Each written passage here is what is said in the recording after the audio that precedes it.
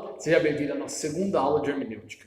Hoje nós faremos um panorama histórico sobre como se deu a interpretação bíblica da Igreja no decorrer dos séculos. Essa aula corresponde às unidades 3, 4 e 5 de nossa apostila, que você pode estar acompanhando juntamente conosco. Para nós estabelecermos qual é a melhor hermenêutica a ser usada e adotada por nós ao interpretar as Escrituras, é imprescindível que nós compreendamos como se deu no decorrer dos séculos o entendimento da Igreja e como este nos agrega em nossa ciência e arte hermenêutica. Além disso, é importante nós entendermos como se deu as cópias da Bíblia, os manuscritos, e quais delas devemos seguir, ainda que você nunca tenha ouvido falar a respeito de cópias e tal. Nós não temos mais os originais da Bíblia. Obviamente, isso se deu pela providência de Deus, para que através das milhares de cópias que foram feitas dos originais, a palavra de Deus permanecesse segura nessas cópias. Porque pense comigo, se houvesse apenas um relato oficial, fidedigno, que seria o padrão de todos os outros, seria muito fácil que as seitas e heresias e falsos profetas que surgiram naquela época se apropriassem desses originais, também conhecidos como autógrafos, e adulterassem-os, a fim de que condissessem com as doutrinas heréticas deles. Mas a partir do momento que você tem milhares de cópias das Escrituras, é virtualmente impossível você alterar. Você pode alterar 100, 200, até 1000, vamos considerar. Mas as milhares de cópias que temos é impossível. E vemos, através de comparação dos textos, os possíveis erros e qual foi a mensagem original dada à Igreja. Portanto, atualmente só temos os apógrafos e não mais os autógrafos, ou seja, cópias. Essas cópias apenas no grego, temos em outros idiomas também, as cópias em grego passam de 5.600 manuscritos. O Novo Testamento é o livro mais bem preservado e copiado de toda a história. Por isso, não é difícil nós analisarmos seu conteúdo, reconstruirmos o seu material original e, basicamente, desses 5.600, mais de 5.600 manuscritos que temos em grego, eles estão divididos em dois grupos. Um primeiro grande grupo, composto de 95% de seus manuscritos, é chamado de texto bizantino, porque ele está relacionado à capital oriental do Império Romano, Bizâncio, que depois, com a tomada de Constantino, se tornou Constantinopla, e hoje é Istambul. E essa cidade, ela se refere mais especificamente à cidade de Antioquia, na Síria, onde se tinha um centro muito forte do cristianismo. Antioquia era a segunda maior cidade cristã, só perdia para Jerusalém como um centro cristão em si. E atrelado a essa cidade, nós temos a Escola de Interpretação de Antioquia, que veremos daqui a pouco. E essa cidade, ela foi muito importante na história cristã, porque foi lá em que os seguidores de Cristo foram pela primeira vez chamados de cristãos.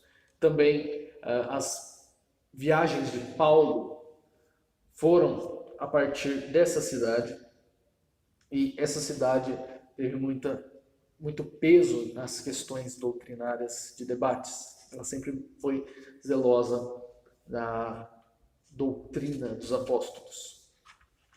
E esses 95% dos manuscritos, eles condizem e são concordantes majoritariamente entre si. Há algumas diferenças, mas através de uma boa manuscritologia, uma boa interpretação, uma boa comparação entre textos, vemos as diferenças e podemos chegar ao conteúdo original. Esses manuscritos são um pouco tardios, eles já se remetem ao século VII, VIII depois de Cristo. E por uma boa razão acontece isso.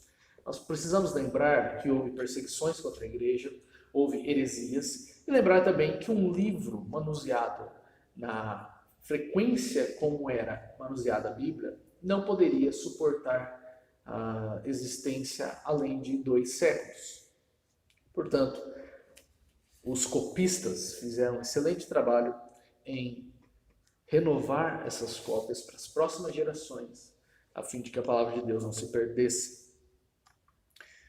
Nós temos uma tradição, uma linhagem de pessoas que não se conformaram aos ditames do catolicismo romano, que podem ser considerados como pré-reformadores. Foram um remanescente fiel da Igreja de Cristo no período da Idade Média, onde as heresias e as falsas doutrinas adentraram no berço da Igreja oficial. Aqui na página 14 você vê uma tabela com o nome da maioria desses povos que permaneceram firmes e não cederam aos encantos e às seduções de Roma. A maioria desses nomes estão atrelados a algumas heresias. O problema é que quando Roma via um grupo dissidente que discordava dela, ela não se dava ao trabalho de procurar distinguir o povo que discordava dela apenas por questões bíblicas daqueles que discordavam dela por, de fato, heresias piores. Então, todos eram taxados sob o mesmo nome devido às suas localizações. Eles se refugiavam nos vales dos montes para não serem perseguidos pelo romanismo e, portanto, eles recebiam nomes devidos aos locais em que eles se refugiavam.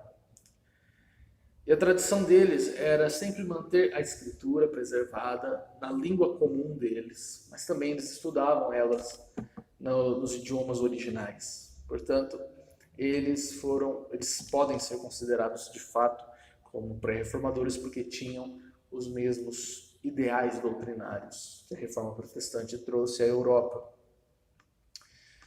Esses manuscritos bizantinos, esse texto bizantino, em meados do renascentismo, foi compilado por um especialista em grego chamado Erasmo de Roterdã, um humanista, não um humanista como nós temos hoje, que são ateístas, que o homem é centro de todas as coisas e que é o Deus de todas as coisas. Mas Erasmo era um humanista no sentido de estudar as artes humanas.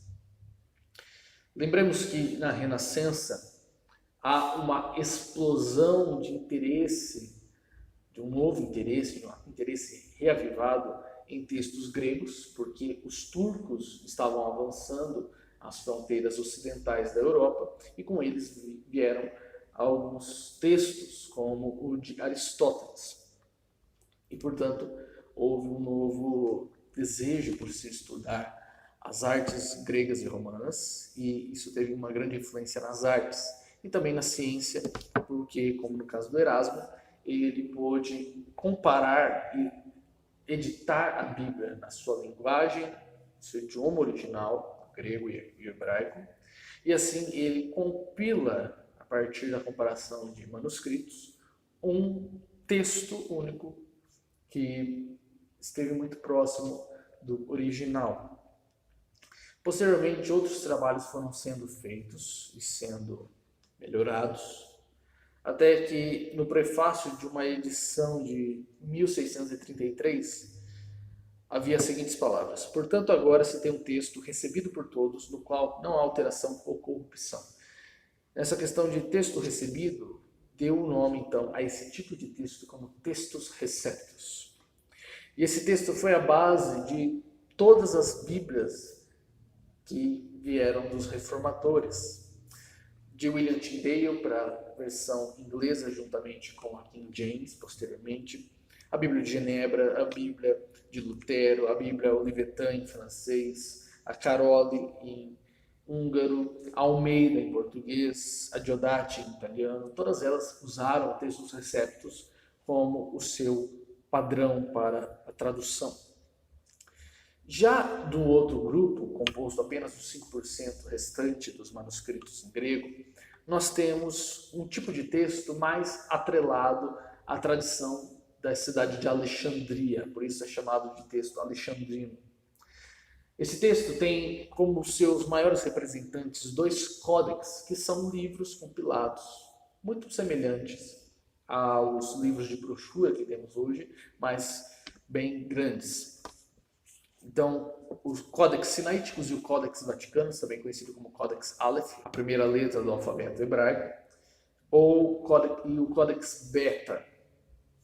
Eles são os manuscritos principais, porque são os mais antigos e mais completos desse tipo de texto. Embora eles sejam mais velhos, pelo menos 3 séculos, eles têm problemas muito graves em sua composição e isso gera um debate muito grande entre os teólogos. O primeiro ponto é a própria localização pelo qual ele está atrelado, que é Alexandria. Alexandria nunca foi o próprio Egito nunca foi um centro forte do cristianismo ou das realizações de Deus. Alexandria foi também atrelada a uma escola de interpretação que veremos daqui a pouco, que também não é fidedigna aos princípios bíblicos. Outro problema é que vemos várias partes desses textos sendo grosseiramente copiados. Aparentemente, o copista ele não sabia grego, ele não sabia as línguas originais e, portanto, apenas copiava os caracteres a olho, não entendendo o que ele estava escrevendo. Por isso, muitas linhas foram omitidas, partes inteiras foram copiadas erroneamente, trocando-se as letras semelhantes entre si. Somente nos evangelhos, entre si, eles têm 3.000 discordâncias. E entre o texto alexandrino e o texto bizantino, há mais de 6.000 diferenças. Outra questão é que vemos poucas cópias, ao contrário do texto de Antioquia, texto bizantino, vemos poucas cópias sendo feitas, tendo o Códex Beta e o Códex Aleph como sua fonte. Isso significa que já havia alguma precaução com a igreja naquele momento, que suspeitava da fidedignidade deste manuscrito. Outro problema é que quando vemos, por exemplo, o Códex Vaticanus, temos ele digitalizado na internet, a Biblioteca do Vaticano disponibiliza isso ao acesso de todos. Você percebe, por exemplo, no capítulo 16 de Marcos, uma adulteração grotesca em que falta os últimos versos do capítulo 16, que tratam sobre a ressurreição de Cristo, e você percebe que as letras foram espaçadas e foram aumentadas para que o lugar onde se encontraria o texto que falta fosse preenchido pelo restante que havia permanecido. Além disso, o Códex Sinaíticos, também conhecido como Códex Aleph, ele foi encontrado no monastério de Santa Catarina, no Monte Sinai, por isso que é Sinaíticos o nome dele. E nessa biblioteca do monastério foi encontrado algumas páginas dele arrancadas e depositadas numa lixeira. Então, vemos a falta de zelo na preservação desses manuscritos. E ao se analisar os principais textos que divergem do texto bizantino, são textos de extrema importância para a fé cristã, como Marcos 16, a partir da sua metade, que fala sobre a ressurreição de Cristo, textos que falam sobre a doutrina da Trindade, como 1 João 5,7, que é um dos textos mais fortes para se embasar a doutrina da Trindade. Então, são textos específicos que atacam alguma doutrina importante e primordial do cristianismo. Por isso, quando você ouve alguns apologetas falando que a diferença entre um e o outro é apenas 0,8% do texto e que não atingem nenhum versículo, nenhuma passagem, nenhuma doutrina importante, começamos a pôr em dúvida a fidedignidade desses arqueólogos e apologetas, porque são textos, sim, de importância suprema, e só pelo fato de se perder menos, mesmo que uma ínfima parte da Bíblia, vai contra a promessa de Cristo da preservação de Deus, de sua palavra. Portanto, não devemos aceitar esse tipo de manuscrito, e não era aceito até o século XIX, onde aparecem dois críticos, chamados Westcott e Hort, que foram influenciados muito pelo pensamento romanista, que aderiu certa feita, em certo sentido, a esses textos, por isso que Códices Vaticanos, porque foi encontrado na Biblioteca do Vaticano, e eles também beberam muito da doutrina iluminista de racionalismo. Então, o que houve foi que eles inverteram a prioridade a ser dada pelos manuscritos. Segundo a teoria deles, esses manuscritos do texto alexandrino deveriam ser priorizados com os mais fidedignos e melhores, porque eles são mais antigos e estavam assim, mais próximos dos originais. De fato, faz algum sentido esse argumento, mas nós precisamos levantar algumas perguntas, como já foi dito anteriormente. Primeiro, por que esses manuscritos sobreviveram, sendo que a vida útil de um livro não passaria de 200 anos? Uma Bíblia bem utilizada, bem manuseada. Isso significa que esses manuscritos não foram manuseados, não foram aceitos pela igreja, por isso estão intactos até hoje. Segunda questão é, durante esse período, os primeiros séculos da igreja cristã, foi um período de paz ou foi um período de batalhas doutrinárias muito intensas? E nós precisamos afirmar a segunda posição, porque a história nos dá o suporte para isso. Portanto, havia pessoas com interesses para que esses textos, que não constam no texto alexandrino, não estivessem lá, para que pudessem dar suporte às suas heresias. Até hoje, muitos testemunhas de Jeová usam, por exemplo, a ausência de 1 João 5,7, que está com asterisco na maioria das Bíblias, nas versões atuais, escrito que esse texto não contém os melhores manuscritos, e aqui o melhor é usado de forma muito tendenciosa, e em outros é apenas colocado em colchetes, e outros nem é citado esse texto. Muitos testemunhos de Jeová usam isso para embasar a sua doutrina herética de que não existe uma trindade, de que Cristo não é Deus, mas sim um anjo. Então, infelizmente, essa teoria de Hort e Westcott acabou sendo aderida pelos principais estudiosos nessa área. E, portanto, esse texto ele passou a ser a base da maioria das traduções que temos hoje e sendo aderido pelas Sociedades Bíblicas Unidas, inclusive a Sociedade Bíblica do Brasil. Mais à frente, nós vamos falar sobre algumas versões de Bíblia, e eu quero deixar já bem claro que não é porque segue o texto alexandrino que a Bíblia está inutilizável, mas devemos, ao lê-la, ao tomá-la em nossas mãos para estudo, entender o que significa essas notas de rodapé a respeito dos textos que divergem e estar atentos para variantes. Mas ainda assim, Deus, na sua grande misericórdia, ainda preserva boa parte da sua palavra nessas passagens.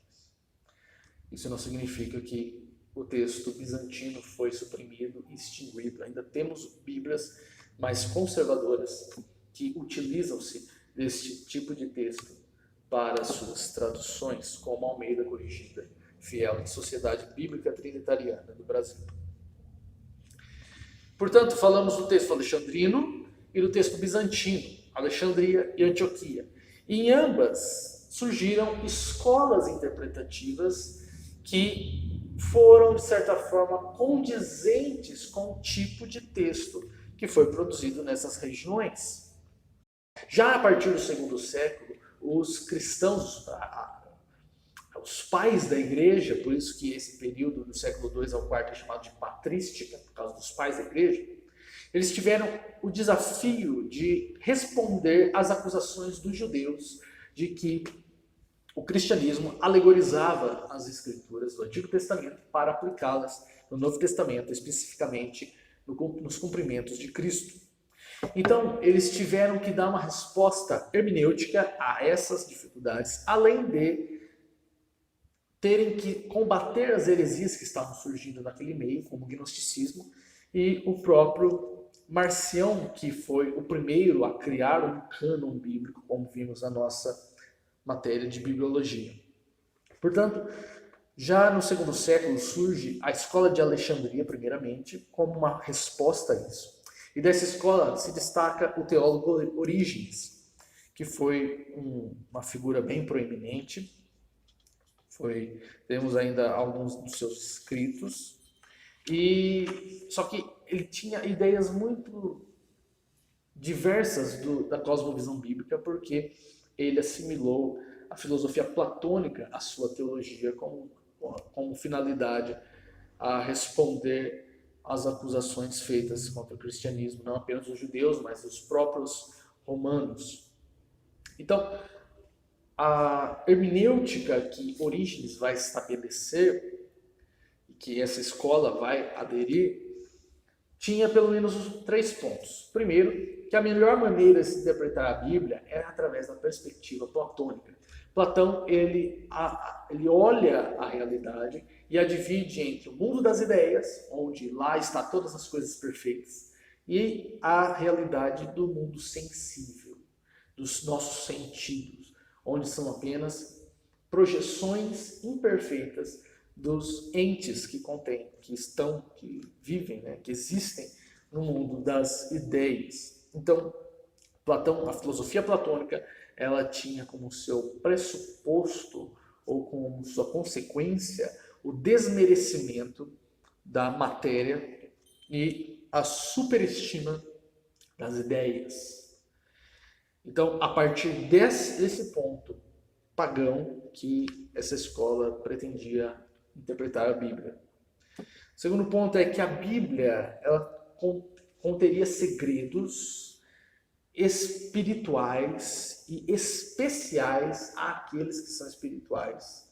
Portanto, aqueles que não são espirituais apenas conseguiriam ver o sentido literal do texto, mas aqueles que já estavam experientes, maduros na fé, conseguiriam ver o sentido espiritual de um texto. E por fim, eles entendiam que o sentido literal era dos judeus e o sentido analógico seria dos cristãos.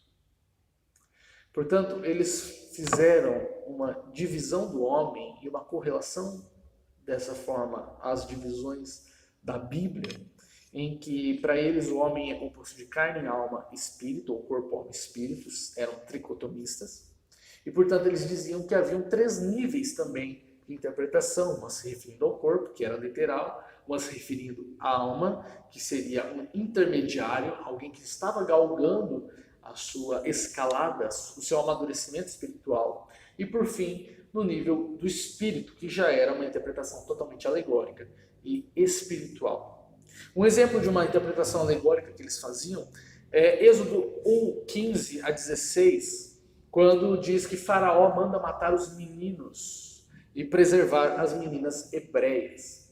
O texto é muito claro e é histórico. Ele diz que Faraó não queria que o povo se multiplicasse mais. Mas segundo a interpretação da escola de Alexandria, isso significava que os meninos representavam o espírito racional e as meninas o espírito emocional, e Faraó, agindo como um ímpio, menosprezava a razão e superestimava suas emoções. Como resposta a essa escola de interpretação, surgiu em Antioquia uma outra escola hermenêutica fundada por Luciano de Samósata no século terceiro e quarto, entre o terceiro e o quarto século. E essa escola, por estar relacionada a uma parte oriental do Império Romano, ainda se falava o grego, por exemplo. Já no Ocidente era mais fluente o latim. Então eles tinham maior facilidade de estudar os escritos bíblicos nos termos originais, especificamente o Novo Testamento. E essa escola, ela vai focar, ao contrário, e em resposta à escola de Alexandria, ela vai focar em uma abordagem mais gramático-histórica, que na verdade essa abordagem foi só intitulada assim na época da Reforma, mas nós podemos já denominá-la assim porque eles buscavam o sentido do texto através da intenção do seu autor, considerando também o contexto histórico em que o texto foi redigido. Portanto, você tem uma análise mais literal do texto, uma análise mais comum que nós fazemos a qualquer outro tipo de texto, e por fim, eles conseguiam dar respostas mais racionais e não racionalistas, há uma diferença muito grande, e respostas mais coerentes e bíblicas. O problema é que em meados do século IV, praticamente no início da Idade Média, nós temos uma disputa entre essas duas escolas para saber qual seria aderida pela igreja oficial que até então estava surgindo, que era o romanismo.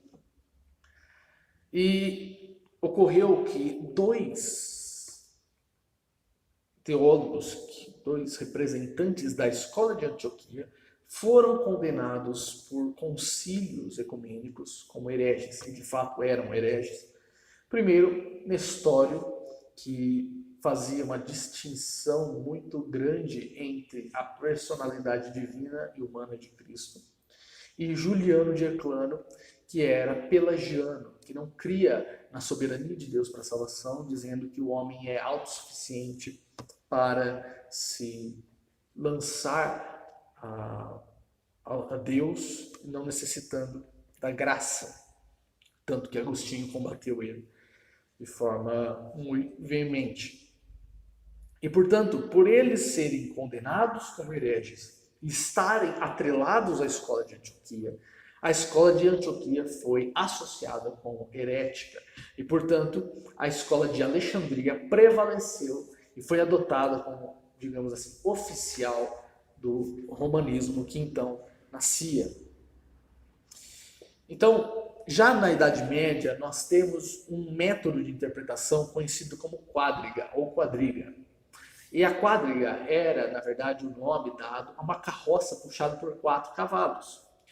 E esse nome é emprestado dessa carroça porque, segundo eles, a interpretação bíblica ou o texto bíblico poderia ser analisado de 4 formas. Ele poderia ser analisado de forma histórica ou literal, no sentido óbvio do texto, no sentido também alegórico ou cristológico, que seria mais profundo e apontando para Cristo, ainda que textos que o próprio Novo Testamento não fazia relações entre o Antigo e Cristo. Terceiro nível, um sentido mais tropológico ou moral, qual seria a lição de moral de um determinado relato, ainda que esse relato não fosse normativo, mas apenas descritivo. E por fim, um sentido anagógico, que seria místico, espiritual ou escatológico, que apontaria para o cumprimento da redenção de Cristo vindoura. Portanto, se um texto, por exemplo, falasse sobre Jerusalém, ele poderia estar falando de fato da cidade que existia até então. Ele poderia também estar falando sobre o corpo de Cristo, a Jerusalém celestial, a igreja. Poderia estar falando também sobre, por exemplo, a questão moral, sobre como Deus ele deve se governar o mundo, E por fim, no sentido escatológico, poderia estar falando sobre a nova Jerusalém que desce do céu da parte de Deus. Então, basicamente, a Idade Média inteira, nos seus 1000 anos praticamente, esteve adotando esse método e cada vez mais, graças a esse método, doutrinas errôneas, doutrinas antibíblicas foram sendo incorporadas ao berço da Igreja Oficial Católica Romana. Até que chega um ponto, em 1230, que foi oficialmente proibido qualquer um ler a Bíblia no seu idioma próprio. Só era legítimo ler a Bíblia em latim, que seria uma língua santa, uma língua sagrada, seguindo também os princípios de Platão, que as línguas comuns e vernáculas estariam relacionadas ao material, ao físico, ou à imperfeição, e o latim, por ser uma língua morta, estava relacionado a algo mais etéreo, espiritual. E até esse ponto, um pouco antes da Reforma Protestante, a Bíblia era tratada como se fosse aquele livro de Apocalipse 4 que está com 7 selos e ninguém é digno de abri-lo. Portanto, apenas os bispos, monges e cardeais, o clero basicamente, estaria autorizado a interpretar a Bíblia. Já na Reforma, nós temos uma resposta a essa negligência que ocorreu durante 1000 anos. E a Reforma, basicamente, ela não é, acima de qualquer coisa, nada além de uma reforma hermenêutica. Os reformadores, especificamente Martinho Lutero e posteriormente Calvino, aderiram e trouxeram de volta o modo de se interpretar da escola de Antioquia. Lutero, ele lutou fortemente com isso, e duas atitudes principais de Lutero mostraram o seu desejo pela interpretação de Antioquia e o seu desejo de tirar do confinamento do clero a Bíblia e dar ao povo novamente. Então, o Lutero, ele entendia que a Bíblia deveria ser traduzida no idioma vernáculo, ou seja, no idioma popular do povo. E ele também entendia que as Escrituras estão acima da igreja.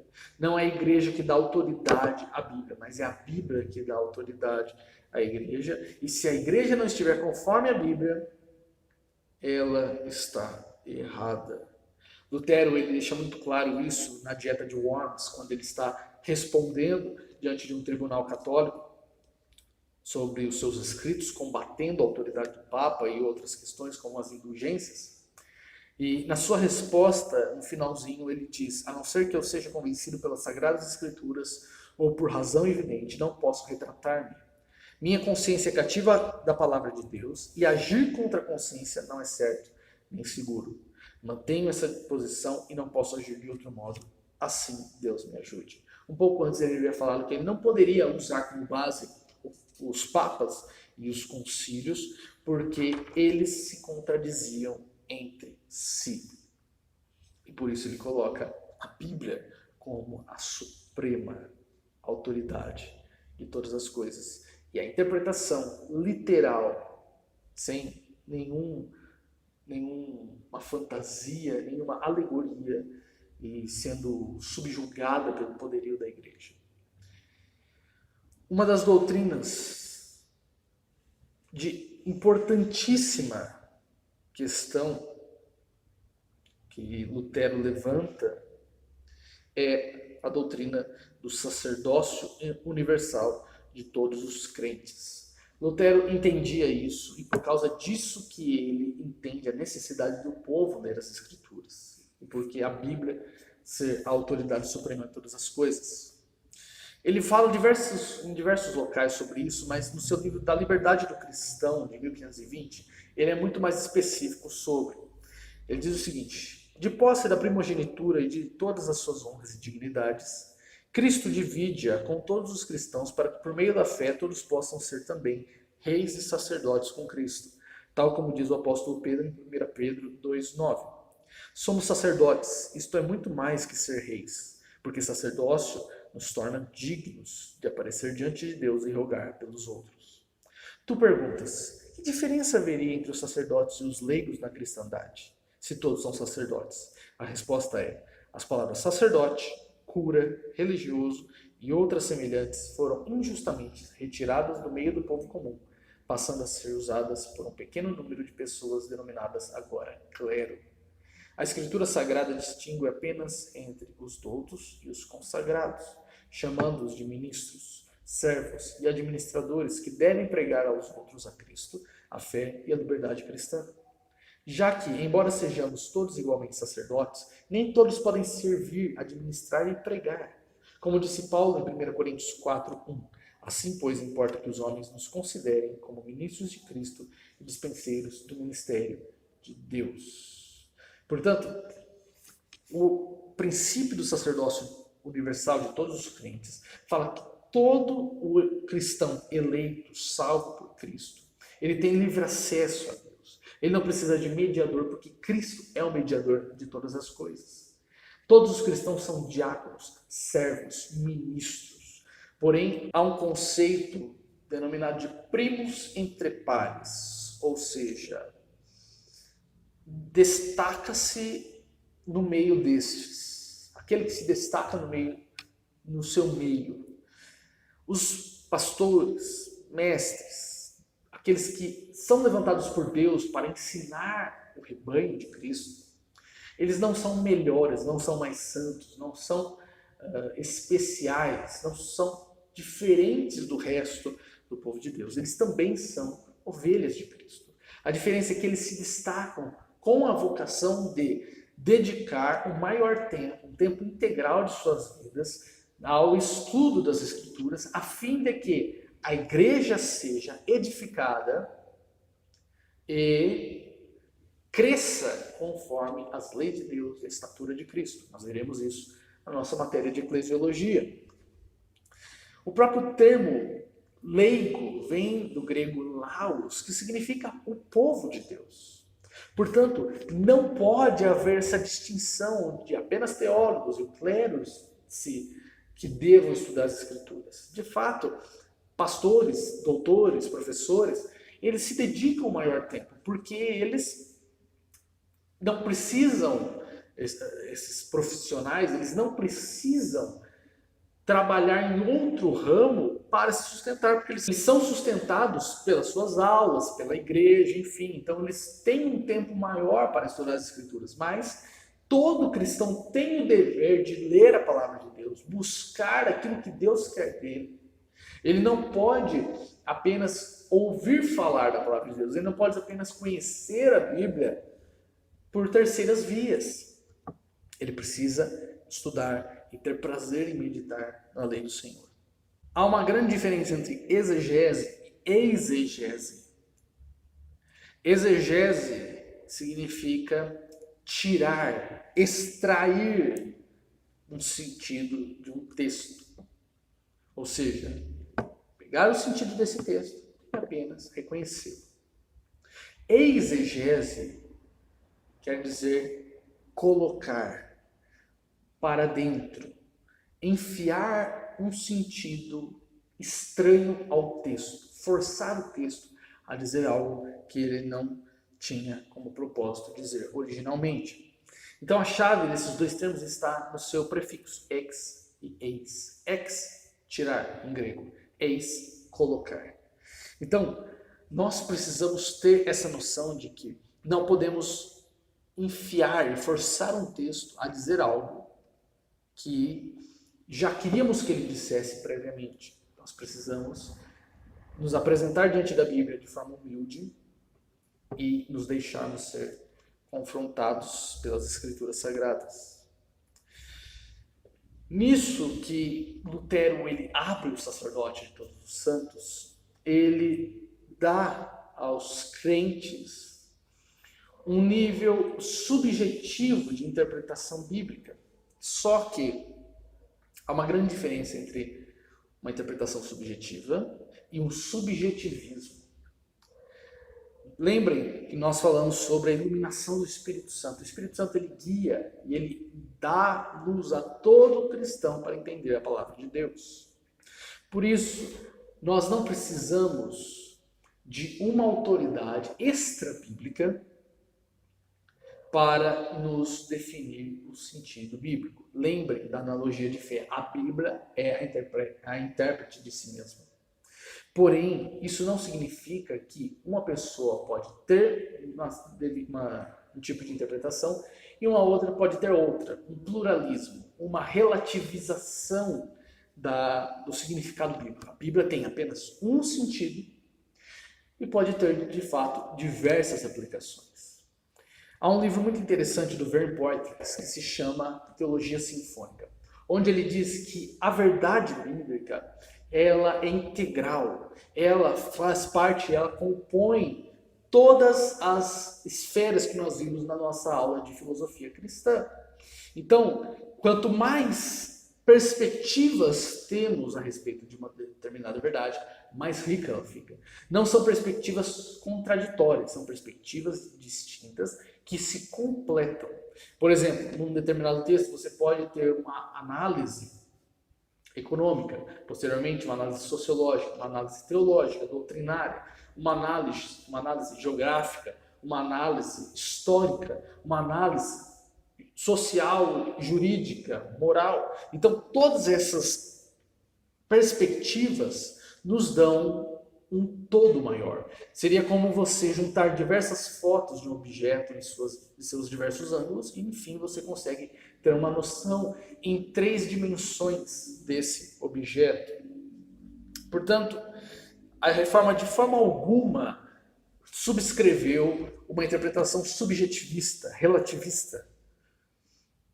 Pelo contrário, por isso que uma das primeiras decisões tomadas pelos reformadores foi escrever confissões de fé e catecismos, para que os princípios de fé da Bíblia fossem reunidos, compilados e servissem como guias para a interpretação bíblica dos leigos. Esses símbolos de fé, eles não são infalíveis em si mesmos e eles não devem subjugar a Bíblia.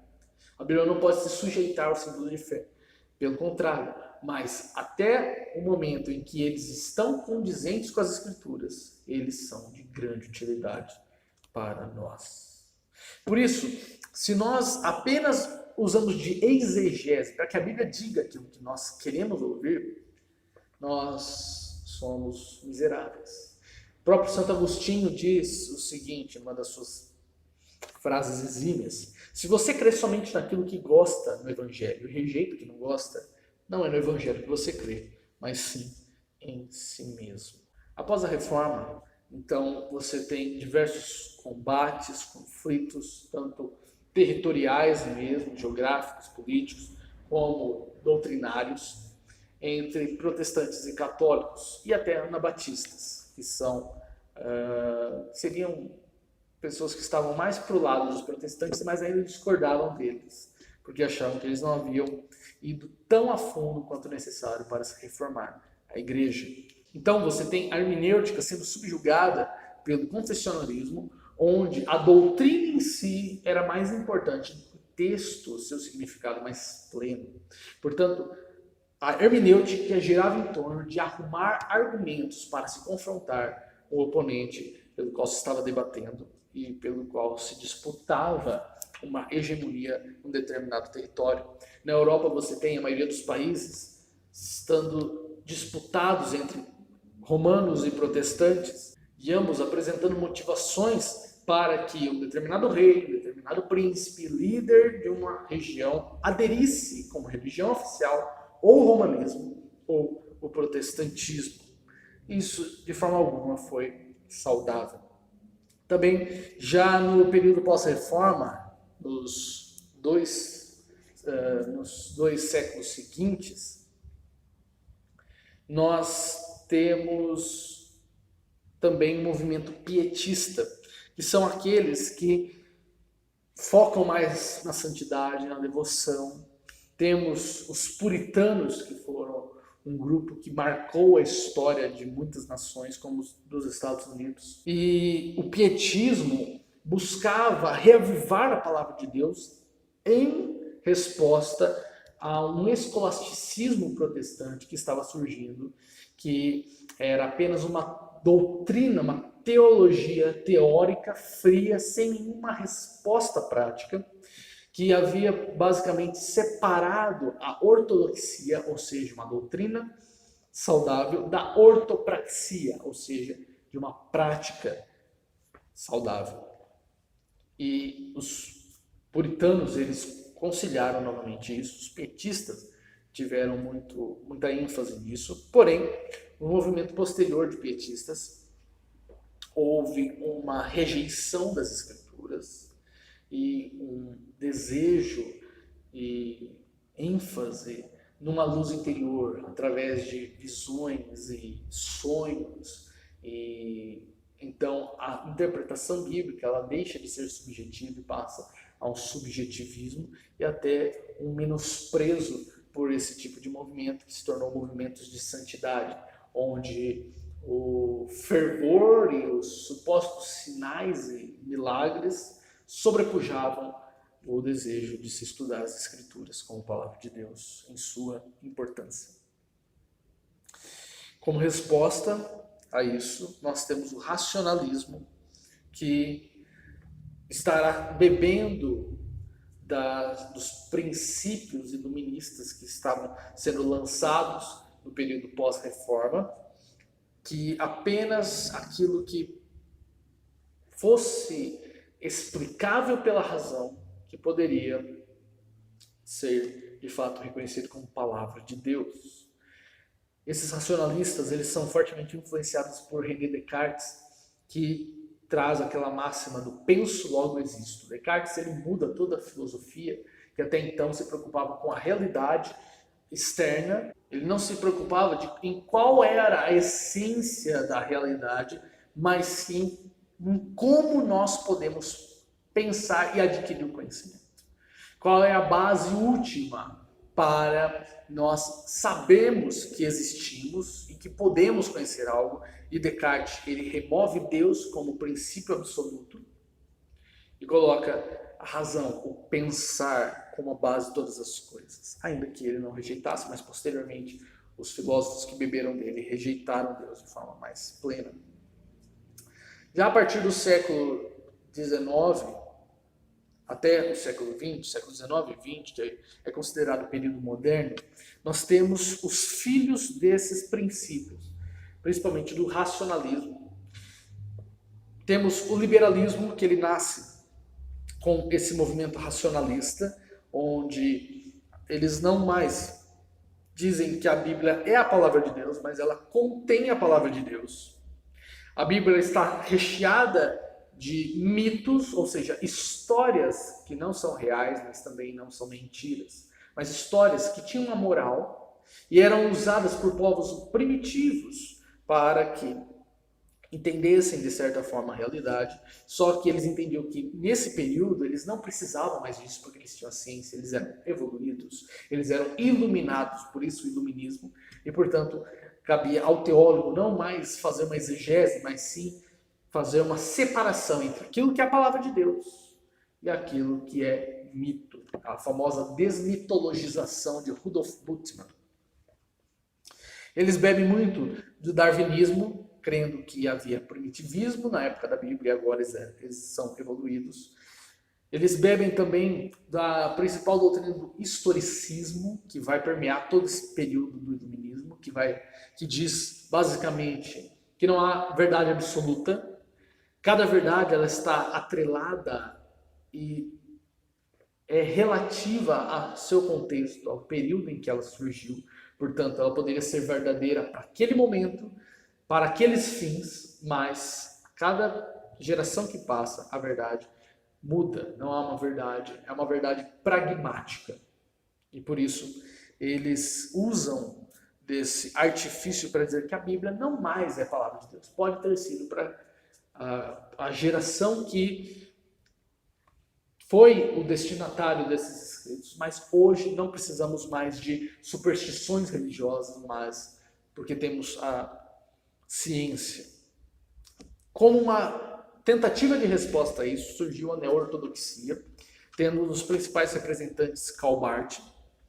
E a neo-ortodoxia, ela tenta consertar o problema do liberalismo, mas ela acaba bebendo da mesma fonte, porque ela faz uma separação entre duas realidades, uma realidade teológica e uma realidade histórica real. Então eles dizem que Cristo não precisa ter, por exemplo, ressuscitado historicamente, num determinado tempo, num espaço geográfico. O importante é que quando o leitor bíblico lê aquela passagem sobre a ressurreição e a vitória de Cristo, Cristo está ressuscitando no seu coração, portanto, Cristo está ressuscitando na história teológica. Então, eles relativizam todos os fatos, jogando não mais a verdade no texto como relato fidedigno de um evento real, mas eles jogam agora a verdade no leitor. Aquilo que é verdade para o leitor torna-se então palavra de Deus. Então, se o leitor crê nisso, se o leitor aceita isso, se o leitor é tocado por isso, portanto, isso significa que naquele momento esse escrito foi palavra de Deus. Já a partir de meados do século XX até o presente, nós temos diversas outras hermenêuticas que bebem e intensificam mais essa secularização da teologia e da hermenêutica. Cada vez mais eles vão apontar para o leitor como sendo aquele que define o significado de todas as coisas e não mais o texto como tendo um significado exato, absoluto.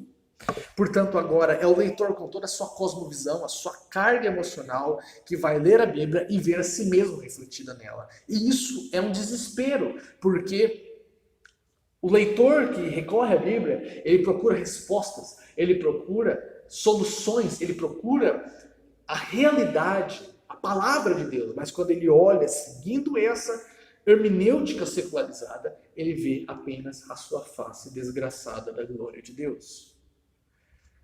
Ainda essa hermenêutica bebe do historicismo. Muitos desses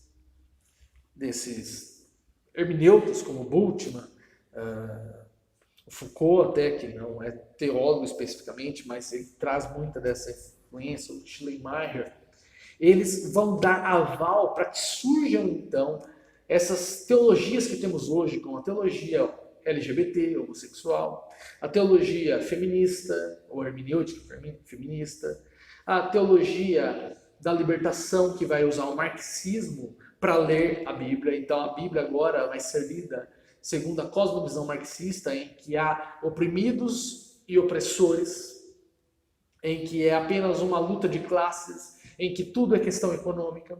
E por fim, a Bíblia ela vai perder todo o seu significado real, porque a Bíblia ela não se limita, ela não reduz como essas hermenêuticas fazem, elas são redutivas. No caso da teologia da libertação ou a teologia da missão integral, eles reduzem a Bíblia ao princípio econômico. No caso, por exemplo, da hermenêutica homossexual, eles reduzem a Bíblia ao princípio biológico ou ao princípio de gênero. Feminista, a mesma coisa. Então, a Bíblia, ela nunca pode ser reduzida, ela não é redutiva, ela não reduz a realidade, ela não é simplista.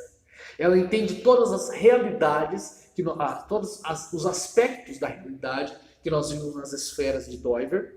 E numa narrativa histórica, ela nos mostra uma realidade integral, uma cosmovisão, e não apenas uma teoria fragmentada da realidade.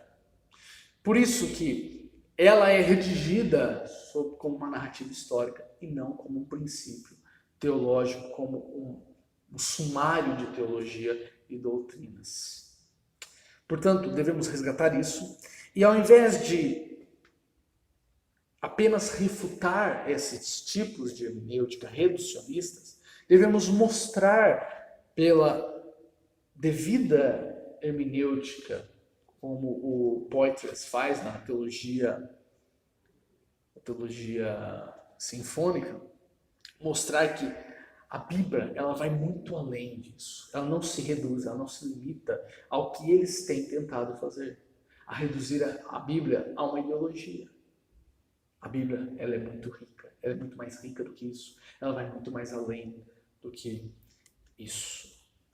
E, portanto, precisamos estar atentos a como vamos abordar esses temas, como vamos responder a essas pessoas e a forma devida que devemos lidar com as Escrituras.